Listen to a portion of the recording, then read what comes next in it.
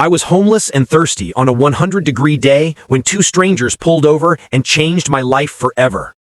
I was hitchhiking through Virginia on a blistering summer afternoon. The heat was brutal, the pavement shimmered, and every step felt heavier than the last.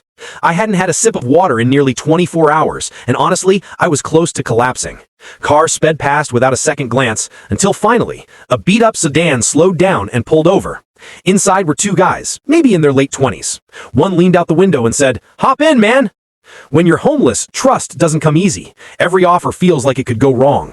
But the heat was unbearable, and I didn't have many choices. Against my instincts, I climbed in.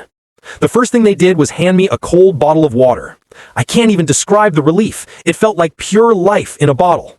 As I drank, they chatted with me, asking questions, cracking jokes, treating me like I mattered. It was the first time in a long time that I felt like more than just someone people avoided. After a while, the driver turned to me and asked, "Hey, you want to come hang at our friend's place for the evening? Only thing is, you'll have to pretend to be our cousin from Seattle." That stopped me. Pretend to be family? Why? It sounded suspicious.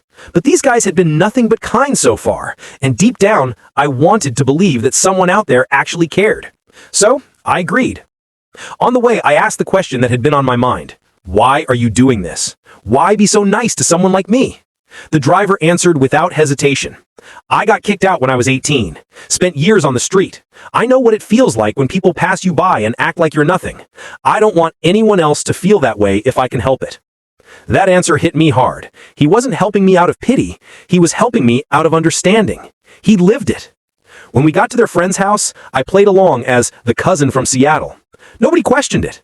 Instead, I found myself at a backyard cookout, eating hamburgers, laughing with strangers, and for the first time in months, I felt normal. I felt human. Later that night, they didn't send me back to the streets. They gave me a clean, spare room and told me to rest. That bed wasn't just a place to sleep. It was safety. It was dignity. What started as one night turned into something much more. Those two guys became lifelong friends.